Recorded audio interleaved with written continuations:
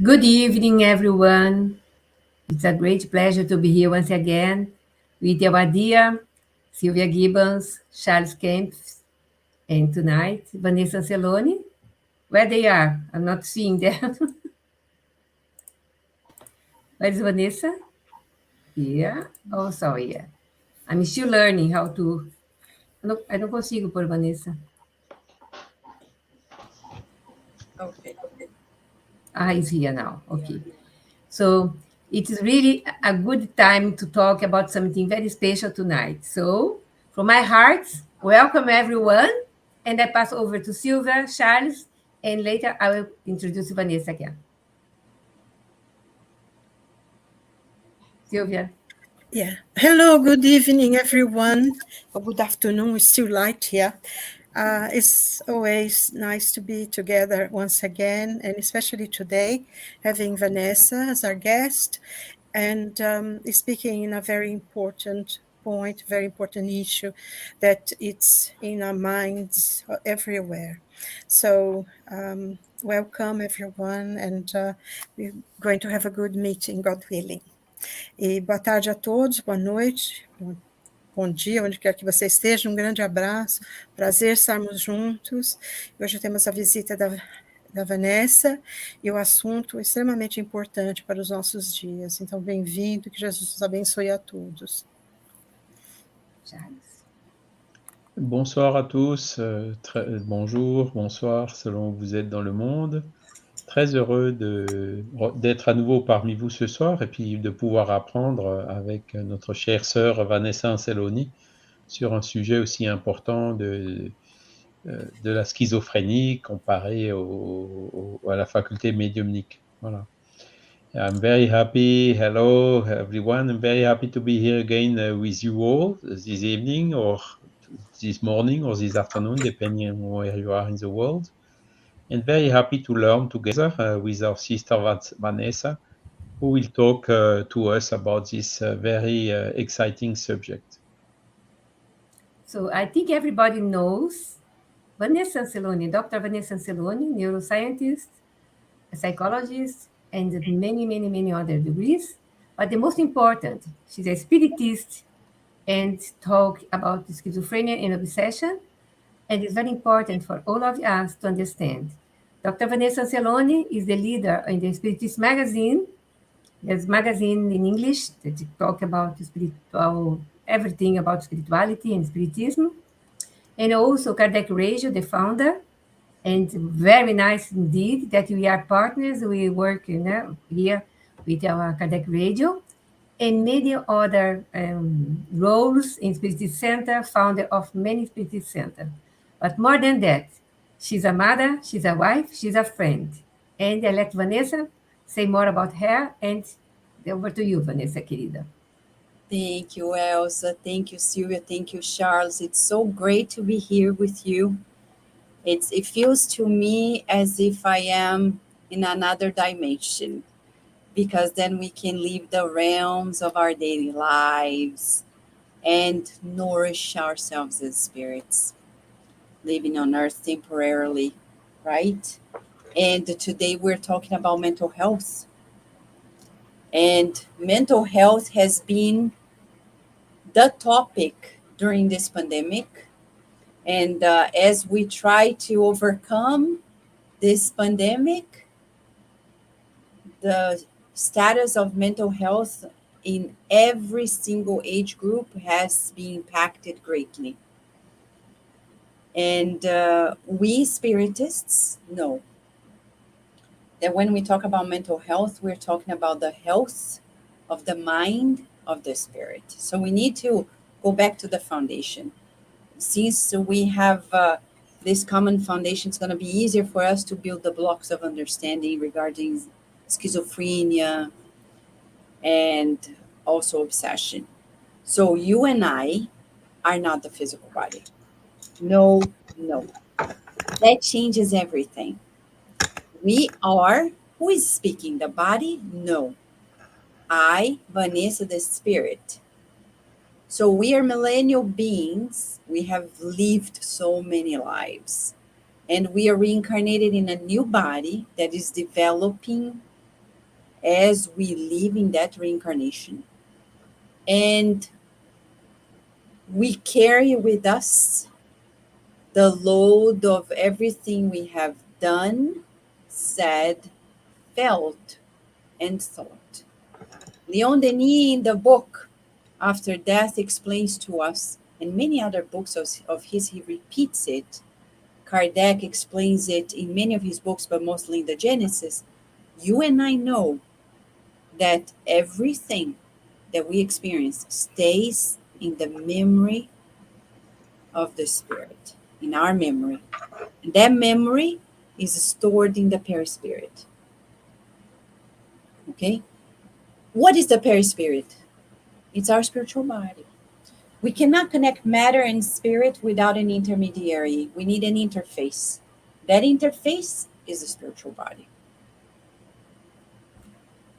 Dr. Ian Stevenson and recently Jim Tucker and others from the University of Virginia in Charlottesville, they have been investigating the contents of previous lives, and they talk about, especially not only in the papers but in books for the lay public, like where biology and reincarnation intersect, when they show cases after cases after cases of the imprint in the body in birthmarks, for example, of experiences of previous lives. So somebody was gunshot at the neck level. Next life, the person in the book presented a birthmark in the neck and the spontaneous memories of that experience in a previous life. So you and I, more than anything, it's important to feel. Do you feel yourself as a spirit connected to the body? Because children naturally identify themselves so much with the body that they say, I cut myself, I got injured, etc. Actually, the body did. So it's important to feel the connection with the body, but not so much identifying ourselves in terms of who we are. The body is blessed, sacred, but is this physical grounding through which we experience and we grow and evolve. Because it is, my friends, in a reincarnation that we will seal our milestones of the spirit. Why we're saying this? Because it is here that we are learning how to be better, how to unfold the divine potential. But we refuse it. And then our mental health is impacted, right? We may refuse it. So I'm giving an overall to go back to the spiritual body and remind ourselves that we have everything imprinted in our spiritual body, the perispirit. And depending on the reincarnatory plan, the genetic imprint, we may, and the environment, we may or may not activate certain experiences that come from previous lives that will impact our mental health. So, for example, if science says, oh, you have a predisposition to Alzheimer because in your family, XYZ people had Alzheimer, not necessarily you will, even if genetically there's great predisposition to developing it, you may or may not, according to the choices we make, the environmental choices and the inner psychological choices as well. Science already shows to us that we can take that new step into our lives. But what about critical mental illnesses that will not allow us to live our lives to the fullest? For example, schizophrenia. Divaldo Franco brought to us a beautiful chapter besides his many books that Joana de Angelis the Spirit brought. There's one named After the Storm, and we have been publishing some of its chapters at the Spiritist magazine because the book was out of print. But you can check on this book. There are many topics, and one of them being mental illness and obsession. And he mentions schizophrenia.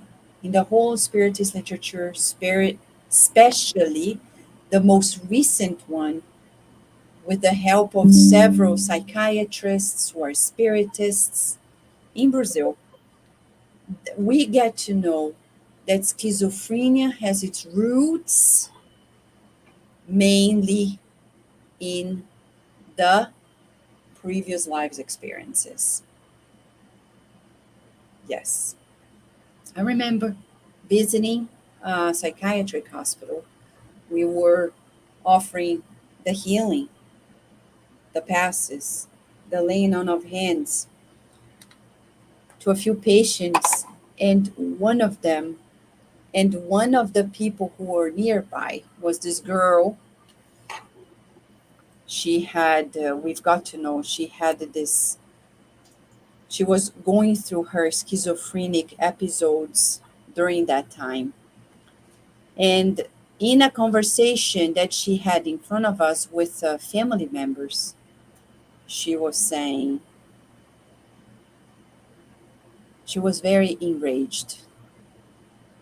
She was very unforgiving, talking about somebody else who was not present. Very vocal in expressing her anger. People who were next to me asked, Vanessa, why is this happening? On the behind the scenes of our mental imbalances, there are the choices we made in previous lives that may be triggered in this life. But why is this predisposition a possibility? Is it a curse? No. On the contrary, actually, it's the healing process. It's as if we are expunging from us the crystallizations of things that didn't get to be filtered by our conscience. And what is it? Let's go to the book Evolution in Two Worlds, chapter 19, part 2. André Luiz is telling us that we get predisposed to certain illnesses at spiritual body level. How?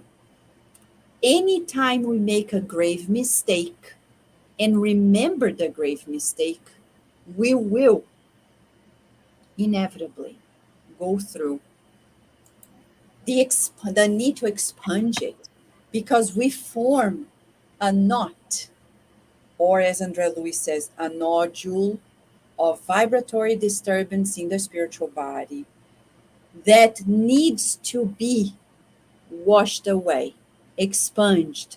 How so? Not necessarily, but majority of cases through a new reincarnation, a new body, and the need to expunge it in that disharmony through the physical body, which we call illnesses, including mental illnesses.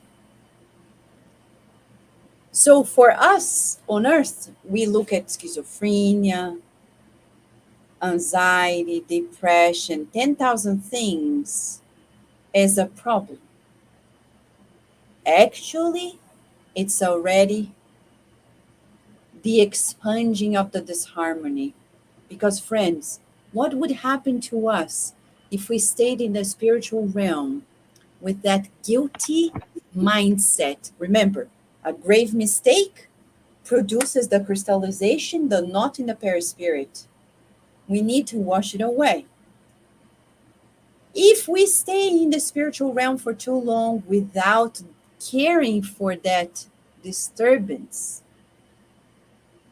we will continue to proceed in a lot of wasted time and possibly creating more problems for ourselves according to our choices.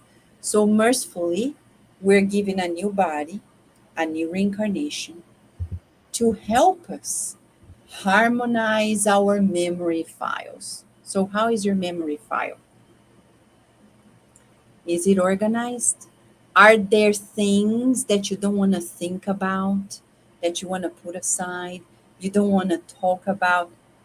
If that's the case, run. Open those prohibited files in your heart and your mind. Find trusted help, professional if needed, or in spiritist centers, and archive those emotions well. And if guilt is at the end of the road, we need to deal with it as soon as possible. We can re-edit our emotional takes. Even psychology shows it to us. It's emotional editing. You go there, and just like a play therapist would work with a child who had a bad dream, she would say, take the toys, show me the scene of your bad dream. Now let's change this dream. And then the dream that had a dog who was eaten by the fire in the house no longer died because the child re-edited emotionally, found a fire extinguisher, and placed it in the scene, showing that nobody got hurt. We can deal with this in our minds. There is a book that the British Union of Spiritist Societies has published by Emmanuel through the medium Chico Xavier that is a must for us. Thought and Life. There is a chapter named Guilt that teaches us how to treat guilt. In this first part of our conversation, we would like to talk about the root causes. The root causes are in us, and that's very uplifting and empowering. And these roots of our mental issues can be healed with new awareness. And one of the most empowering, if not the most empowering therapeutic processes is the gospel. I know, I want to tease people. I'm doing this on purpose because we tend to look at psychology, neuroscience, and medicine and say, what do I do? For example, if today you are in the United States and you're feeling anxious or you don't know if you're having a heart attack or not, and you go to an ER, you're going to do EKG, 10,000 things, and at the end they're going to say, you have nothing, just go home and relax. Thank you, medicine, because that didn't help me anyway. So it's fruitless for you and me to seek for the deep answers in traditional medicine, because as much as we respect it, it's lacking what it needs to understand the mind. Psychiatry is the only field in medicine, only specialty, that does not regard the physical body to diagnose the person. And there are neuroscientists who are psychiatrists who are taking the lead to change it, to show that you can do some brain imaging to complete the diagnosis and really understand what is happening to the person. Because at this point, when we talk about mental health, we have some band-aids, but no actual solutions unless we open wide our understanding of the mind, the body, the extra corporeal essential element, the spirit, and then we open the possibility for the therapy, for treatment, for healing. We can talk more about this, but I want to stop here to have our friends here, Elsa, Silvia, and Charles, also join in, right? Yes, there's a comment here that I can put first because I think it's related to what you said right a few minutes ago. From Camila Brilla. I had a feeling I will have cancer specifically for many years and was always afraid of cancer. Now that it happened, I feel like it is a gift, Oh, wow. she said. Only now I see that way. I don't think I would without spiritism. So it's possible, Vanessa, when doing imaging scanners, you distinguish between schizophrenia and hallucinations and obsession. Well, to tell the truth, the these scientists that are trying to open a new way of diagnosing mental illnesses with the help of the scan of the physical body, like the brain, they are still building data. I'll give an example. If you look at somebody who is an alcoholic and somebody who is not, if you take pictures of the brain, there are certain characteristics that show they lose a lot of mass in the brain, shrinks the brain. Alcohol shrinks the brain. So you can tell. But we need a lot of science to show to us the patterns that remain so we can distinguish one mental disorder from another and see certain characteristics. There are certain studies pointing to directions, but it's not final yet. If you look at what we have as manual, like a manual for it, it's not correlated. For example, let's say, oh, if people had schizophrenia, we would detect it easily if this part of the brain wouldn't be uh, would be in a different size or shape or function physiologically, right? We cannot tell it yet. So we still need a lot of work to see if there is a pattern that we can detect.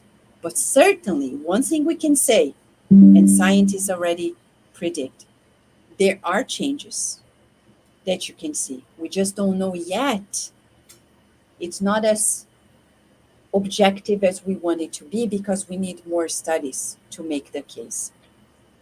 Right? Okay. I don't know if Charles or Silvia wants to ask a question, but I was before our meeting, I was reading, I don't know if it's possible to see or not, schizophrenia or spirit possession.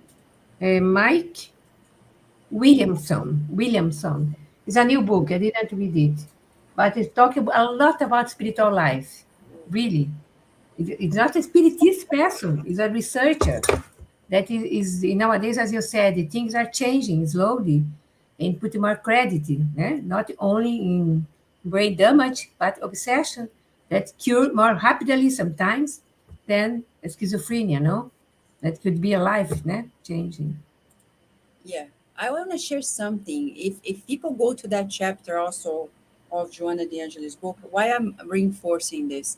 Because she describes something that other spirits will say, like Emmanuel will tell us in the book Laws of Love. Kardec Radio translated. It's under revision soon. We'll be able to send it to the publisher. But when I share something with you, the causes, the spiritual causes for illnesses. In terms of mental illness, one of the things that we know is this: holding grudges and especially hatred, violent passions. These will create what Emmanuel says in this book, Laws of Love, lesions in our spiritual body. As Andrea Luiz said in the book Evolution into Worlds, that later will be imprinted in a new body or even in this body, because we can create schizophrenia in this life. You can do it by using drugs, because we know certain drugs, illegal drugs that you do, may trigger it. And also states of mind. We all know of people who seem to be happy, but they hold grudges, they are very resented, and they're very angry at people, and they cherish this hatred. And then later in life, in their aging years, they will experience forms of mental imbalances that people think, oh, because they are aging. No, no, no, no, no. We know people who are aging quite well.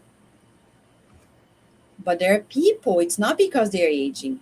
As the paraspiritual cells are disconnected in our aging process from the physical body, it's as if there is a download of that charge.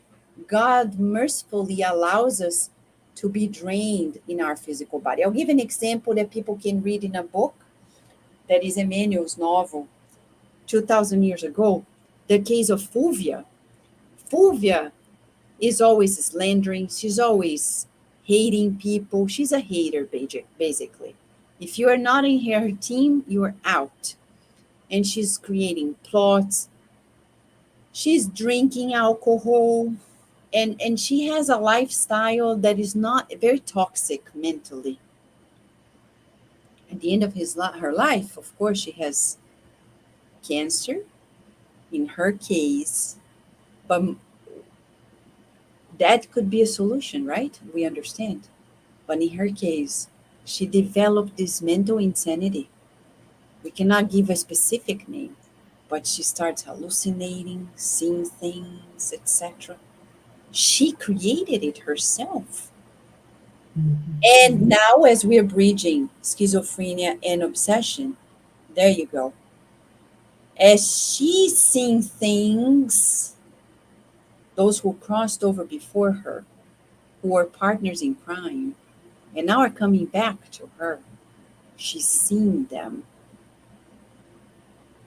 Is she really seeing them? Is she being somewhat obsessed?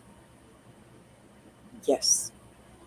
Medicine would say she's insane. We would say she created her insanity. She attracted the partnership. And now here she is. Thank you, Vanessa. I think Silvia can have a question, Charles, no? Because it's something very important. Charles, you can go first if you want, Charles. Okay, let's go.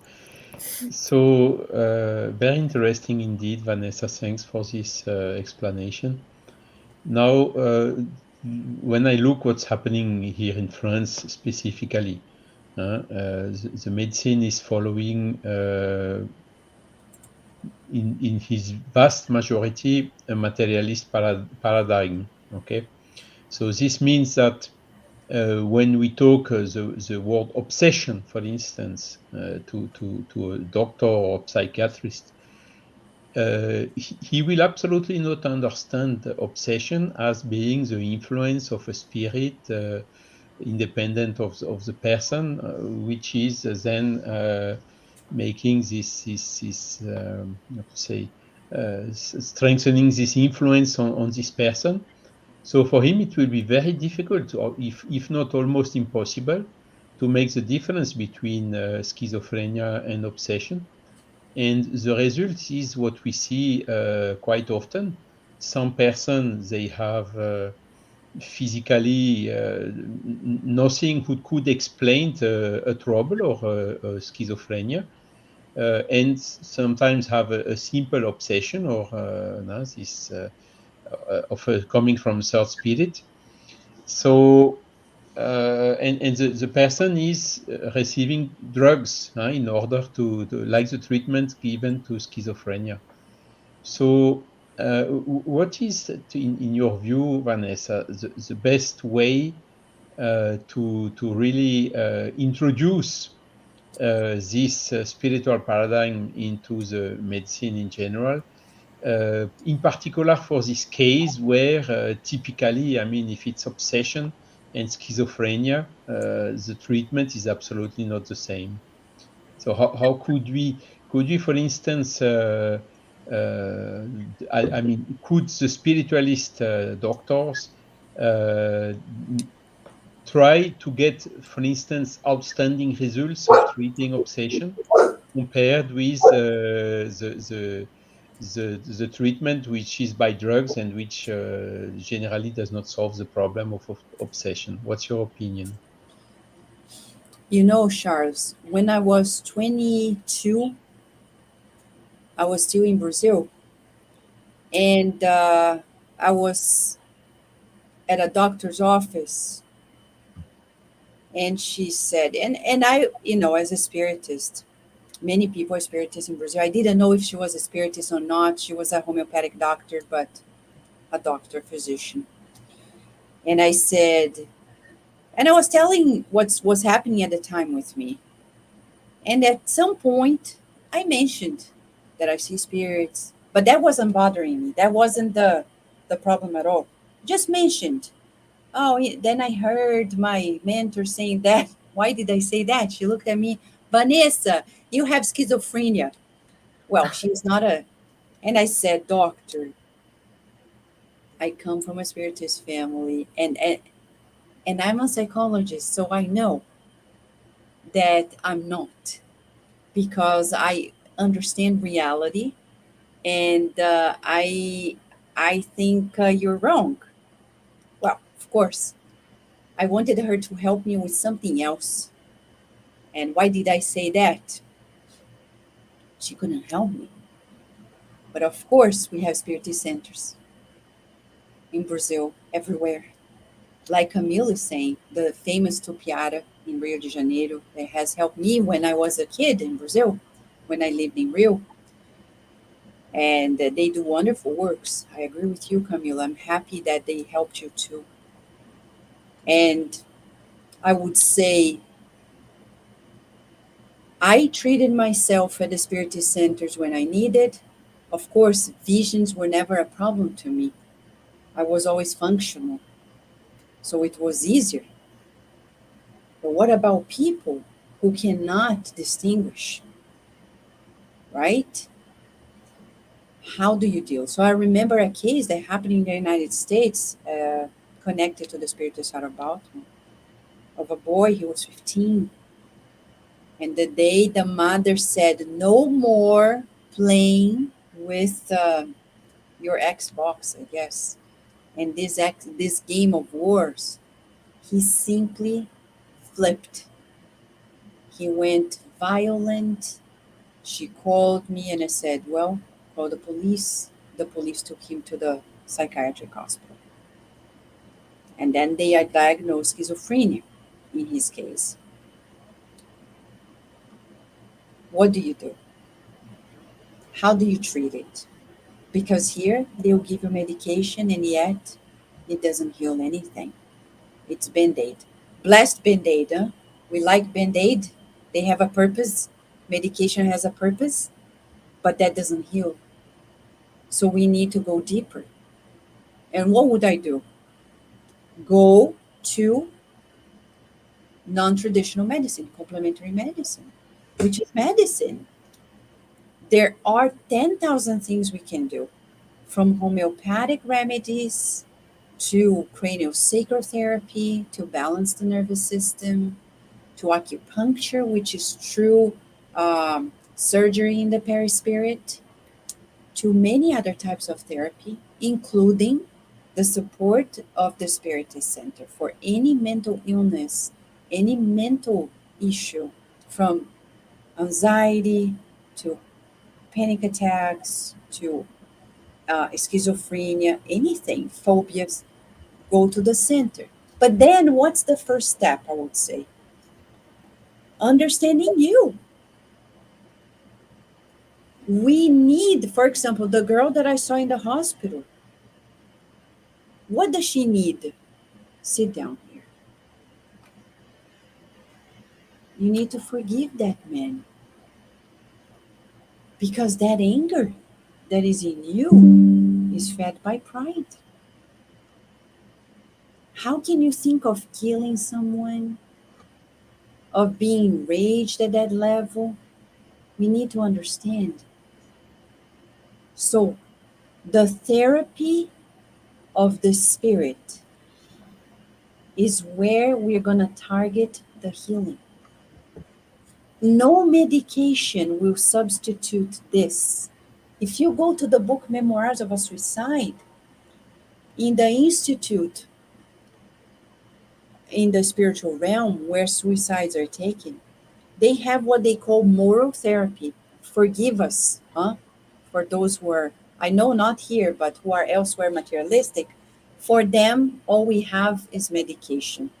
But if you don't open your mind, you will suffer until you surrender to understand that. And I'm sorry, Charles, but when people say, all I believe is matter, then stay there suffering until it's unbearable, and then you come and we'll talk. And then we'll talk about the moral therapy. Where in you you're holding grudges, where in you are not forgiving, where in you are creating what André Luiz says in the book, In the Domains of Mediumship, or in the Realm of Mediumship. He says, mental battles. He says, thousands, millions of homes around the world are under a battlefield of the minds. It's a wife that goes to sleep angry with the husband, a daughter or a son who goes to sleep feeling defeated by the parents, and the duels. We open the gospel according to Spiritism when it talks about being merciful, and it talks about duels. Oh, we don't do this anymore. No, we keep doing it, right? We still battle with people mind to mind.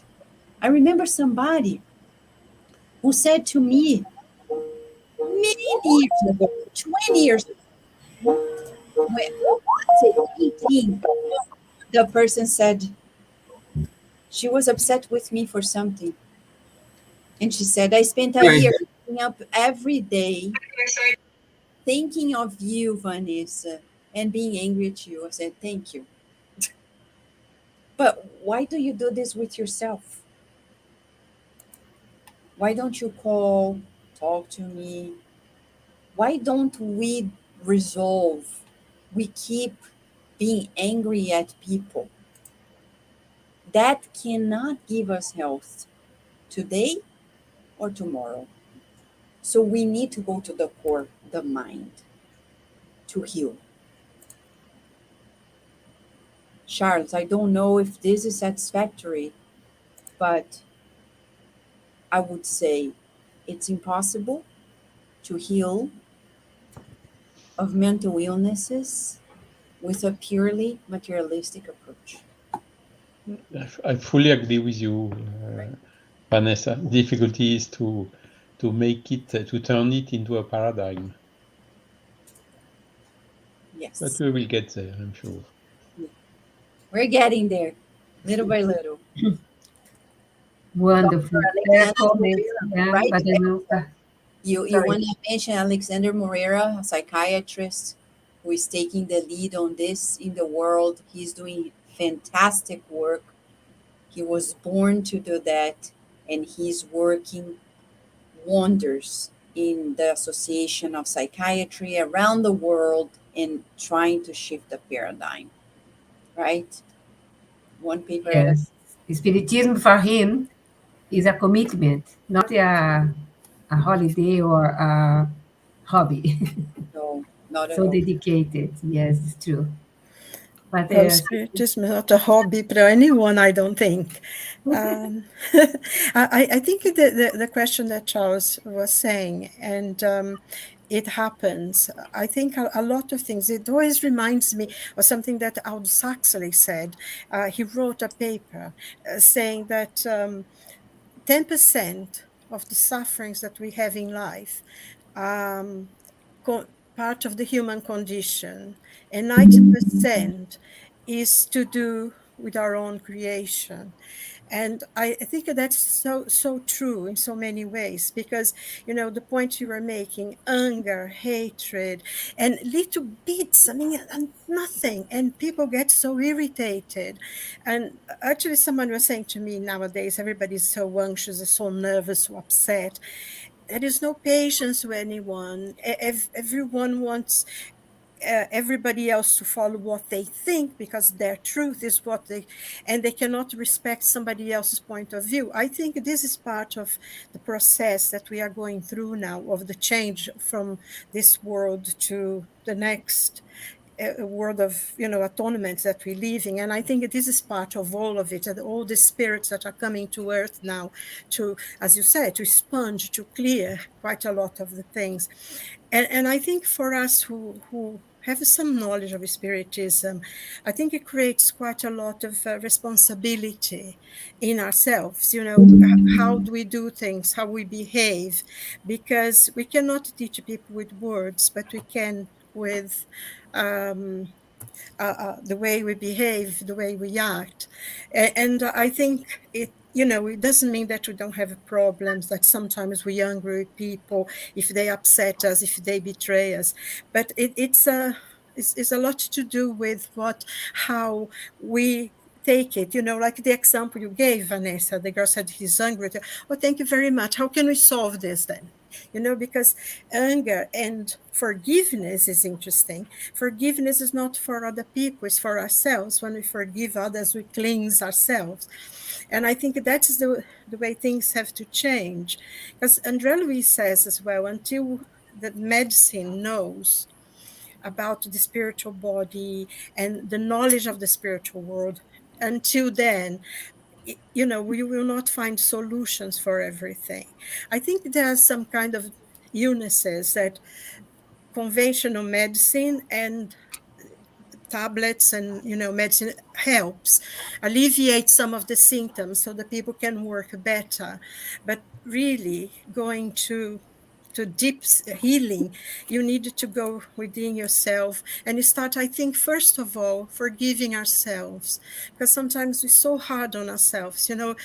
We punish ourselves for nothing at all, and then we ended up not doing anything because we get so guilty. The weight of it is so heavy on us that we ended up not doing anything. And then, of course, if we can forgive ourselves, we can forgive others. And it's so basic, the teachings of Jesus, and it's very, very interesting. Do I have very, very brief time to just say a story for Irmão X, Apollos, Contos e Apólogos. And there's one of the stories that Jesus was dying on a cross and he was on his own. He was looking around and he didn't see anybody of his. And then he started thinking about Peter and Bartholomew and Philip. And he said, where are they? Why? I miss talking to Matthew and he's not here. And at that time, when Jesus was feeling like that, that creature who came to tempt him came and said, oh, why don't you punish them? Because they betrayed you, they left you, they're on your own, suffering by yourself, and you should do something against them. And then at that moment, Jesus said, Father, forgive them, they do not know what they do. And this person, this creature who was tempting him, disappeared, and Jesus was freed, was when he could left his spirit go. And I thought that's such a beautiful story for us. Of course, Jesus didn't have that, but it's a story that brings to us what we need to do. We can say, but the person who is hurting us, who's doing whatever, they really don't know they're doing it. So why should we carry something that they themselves don't know they have? And I think that's an attitude that will help in mental health.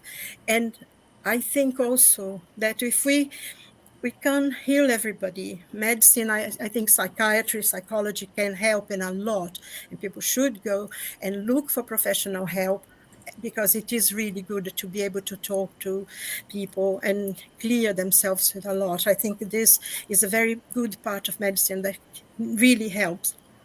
But also trying to help ourselves have a spiritual dimension to our lives and forgiveness for others, because we need first forgive ourselves and then others.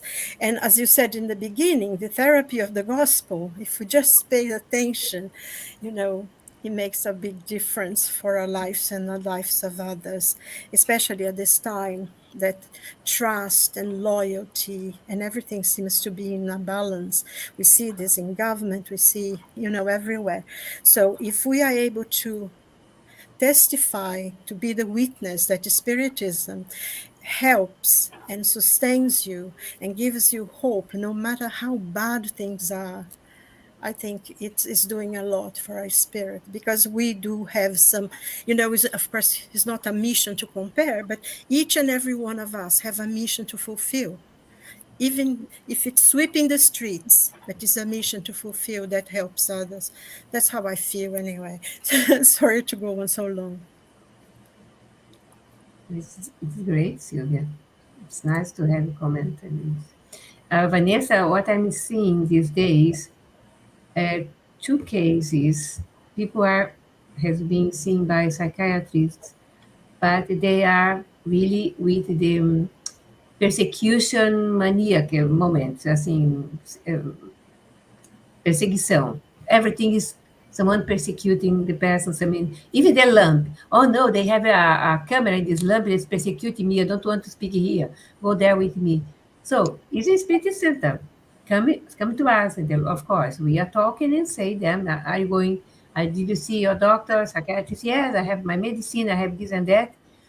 So, but when the person comes and receive healings and start studying and knowing more his own problem, of course, they will understand. Sometimes never diminishes the problem, but at least they know that they are dealing with spirits and, of course, with themselves. The schizophrenia, this persecution maniac moment, and also hearing voices. That hearing voice is so common nowadays. No, there's a lot of groups in everywhere.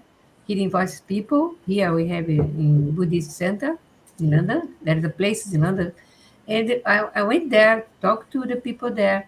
What they are saying, they have normal people as me, as you, but they have this faculty, hearing voices. Right? That is, I don't know if it's diagnosed with schizophrenia or it's something that can live forever in the same situation.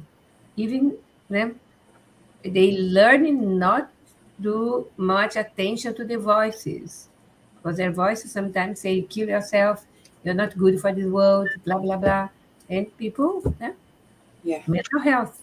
It's interesting, Elsa, you're saying that because you're talking about what they say persecutory delusions, Uh, which may happen in schizophrenia, but not only, sometimes in episodes of bipolar disorder. But first of all, nowadays, with the social media, the numbers have escalated because many people are really creating delusions. Unfortunately, I see an escalation of it that is induced by society, because there are people who, maybe due to political things, they create stories and they have teams to create videos of stories like they did during the pandemic against vaccination. And many people believing, I know spiritists believe, like, oh, the vaccines don't work. People are doing this to us. And I said, friends, let's use our reasoning. If the world were united for that plot, we would be much better off. Don't think that the nations are united creating vaccines to destroy humanity, because that's insane. And I see many people who believe that. They say, I don't have Facebook because people are watching me. I don't have social media because they're watching me. But you have a phone. And they are watching you in any ways, because there is no way you can't be tracked anymore unless you are a hermit somewhere in a mountain without a phone. But if you have a phone and you have a computer, yes, we're seeing this in the US and around the world. people who are creating these delusions for others. Okay, so we see an escalation of it in the current times. And then we ask, what do? We need to use our reasoning. And Kardec was masterful in the use of reasoning. Kardec was master. He was a master in the use of reasoning. And he taught us how to do so. We need to question ourselves. For example, when the physician whom I respected came to me when I was 22, like, oh, Vanessa, I think you have schizophrenia. She didn't diagnose me for real. She was just exchanging ideas. And I said, I respect your point of view because you're materialistic, but that's not what it is. Today, she sees my grandmother and she says, she's my grandmother's homeopathic doctor, and she says, oh, I'm glad Vanessa never really believed me. And I didn't. I believed everything else she could say. But that didn't make her a bad doctor. Made her a limited doctor. So I looked at her and I said, if you want to treat me in any way, you can. But that part, I know I'm doing well. So we need to use our reasoning. And when we can't, we always have somebody else to help us because we are living in society. So I would say to treat mental illness, we need society, friends. One thing I know, you don't heal from mental illnesses or you don't help anybody, the person alone. You need a whole group of people to help raise that person back to balance. And that's what we need to focus. To have a social strategy, a family strategy. As the Spiritist books say, when we're talking about mental illnesses, the whole family is involved. Exactly. We need the family to participate in the healing because it has everything to do with every single relationship in our lives.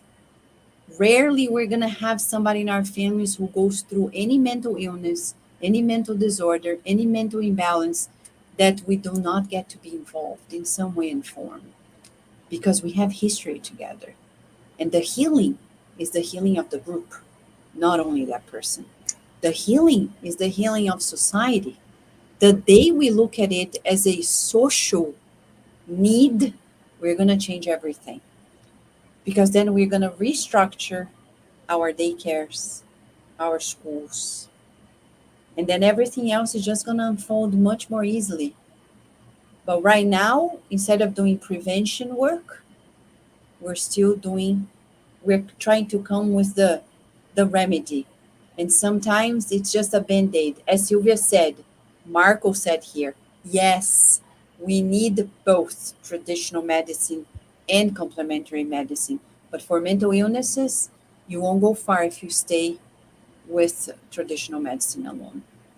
And I would easily say this in my lectures at universities because it's a fact.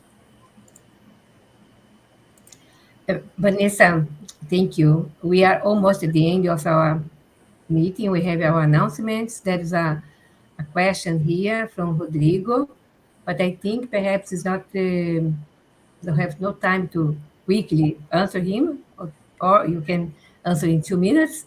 And also I can pass to our people from Time to Talk about mediumship, so they can answer in a live, much time talking about how to help. I can put here quickly, how to help spirits when spiritual dialogues, when they are obsessed with vengeance, in obsession to an incarnated, how to help with their anger and rage. If you can, 2 minutes. So quickly, one thing, the therapy of the good news, being optimistic, trying to seek the good, cleansing the heart, the emotions, substituting negative thoughts and feelings for good ones. It takes a coaching and a program, but it's possible. The other thing is, if you go to the book Obsession, that's the title of the book, Obsession, by Dr. Manuel Filomeno de Miranda through the medium Divaldo Franco. If this book is not on Amazon, you can go to Kardec Radio SoundCloud, and there is a whole playlist. Chapter by chapter is read. You can listen to the chapters and even explanations by the hosts at the time. But at the very beginning of the book, there is a layout on how to do this process of this obsession. I would read it, pay attention to it, and I would say, at the end of the day, the therapy of love. There's no other way. If we don't stop battling with people, if we keep bickering mentally, spiritually with people, being tolerant and impatient and angry, we won't go far. And to deal with anger, we need to be humble. Because anger usually is, as says in the gospel, Hahnemann, the father of homeopathy, has a beautiful message about this. Don't blame the body. We need to understand that it's pride that makes us feel we're entitled to be angry at people. Yes. Thank you, Vanessa. Good, so quickly. It's a very wonderful talk with Vanessa. And now we will share our next week announcements. I hope I can do quickly here. How can I do this? Start for the previous one. Yes. Next week, we will have Dr. Humberto Schubert from Brazil. He's giving talks at the University of Oxford in the UK. I invited by University of Oxford, and you'll be with us next week in our spiritual life. Science of life after death. Okay? It will be good. I invite you all. Also, this coming Saturday, next week, Saturday, this coming Saturday, mediumship in childhood and youth. Please be with us through Zoom meeting. And also, it's already done, okay? But here in my home, you have Umberto as well.